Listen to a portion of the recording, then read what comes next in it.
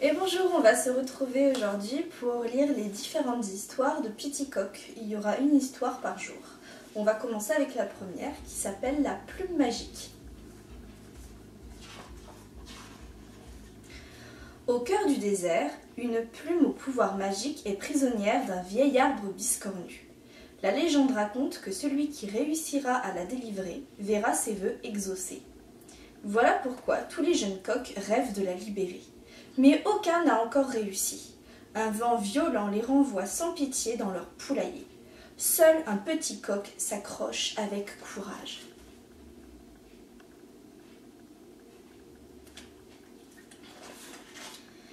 Eh bien, je l'ai échappé belle. Sans cette vieille racine, mon histoire s'arrêtait là. Lâche-moi tout de suite, galopin, proteste un serpent indigné. Bonjour, serpent des sables, c'est moi, Piticock. Quelle chance de te rencontrer! Je dois absolument traverser ce terrible désert et j'aurai bien besoin de ton aide.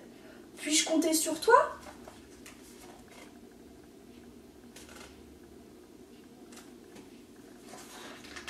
Ah bon, s'étonne le serpent?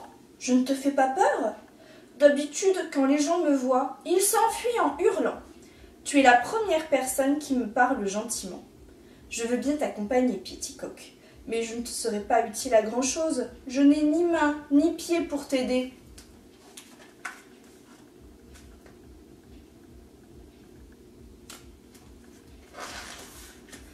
Les deux nouveaux amis ont à peine franchi une première dune qu'un déluge leur tombe sur la tête. « Ça alors, s'étonne Piticock. Je croyais qu'il ne pleuvait jamais dans le désert. »« Il ne pleut qu'une fois tous les 100 ans, » répond le serpent.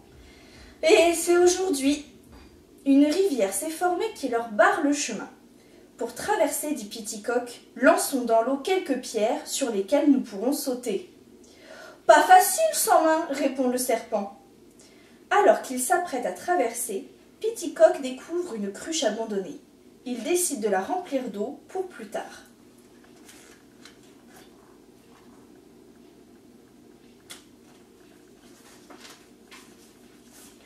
Après 2 jours passés sous le feu du soleil, le serpent demande « Piticock, peux-tu me dire pourquoi tu risques ta vie dans cet enfer ?»« Eh bien, répond le petit coq rouge, j'ai fait le serment de délivrer une plume. Une plume magique retenue prisonnière par un arbre biscornu au milieu du désert. »« Quoi ?» s'étrangle le serpent. « Tout ça pour une plume? Mais ce jeune coq est complètement fou !»« Des scorpions !» s'écrie soudain le serpent qui file en 4e vitesse. « Accroche-toi ! Une seule piqûre de ces charmantes petites bêtes et notre voyage est terminé. »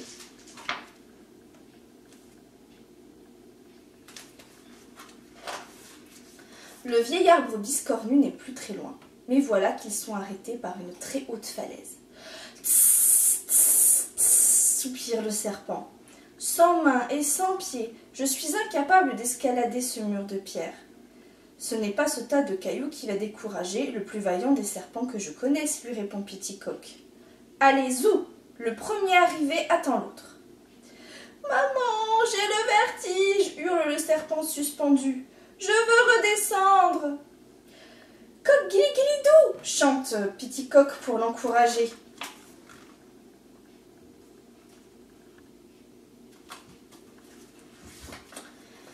Et voilà, nous avons réussi, s'écrie le petit coq tout heureux.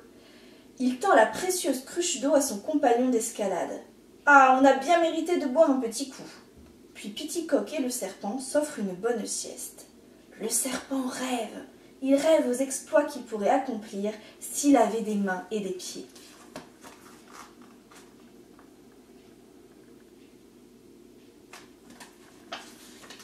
Quelques heures plus tard, le vieil arbre biscornu est enfin devant eux.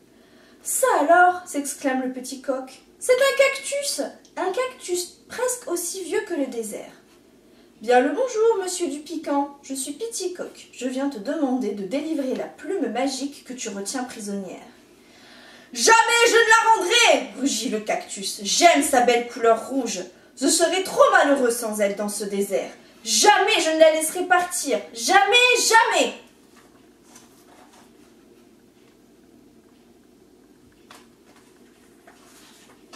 Le serpent essaie lui aussi de convaincre le cactus, mais il ne récolte que des épines. Oui, oui, qu'est-ce que je dérouille? Petit-Coq s'approche alors du vieux grincheux et lui dit: Je ne suis pas pressé. Tiens, il me reste de l'eau bien fraîche dans ma cruche et elle est pour toi. Tu n'as pas bu depuis 100 ans, tu dois avoir très soif. Inutile de me cajoler, Petit-Coq, grogne le cactus. Jamais tu n'emporteras cette plume. Jamais, jamais.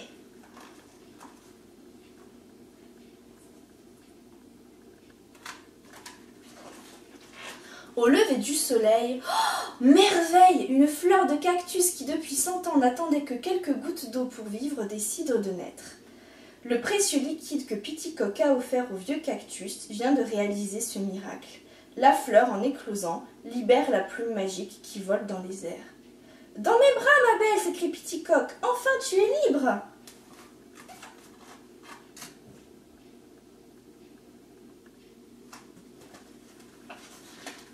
Petit-Coq est très ému. Ce n'est pas tous les jours que l'on peut admirer une plume magique.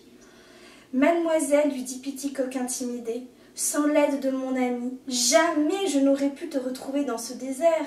On raconte que tu as de grands pouvoirs. S'il te plaît, tu peux réaliser le rêve de mon copain ? »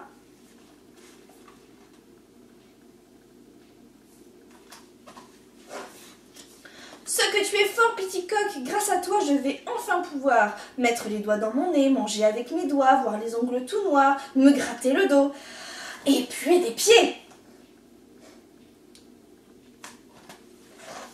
C'est la fin de cette histoire de la plume magique. On se retrouve demain pour une nouvelle histoire de Petit-Coq.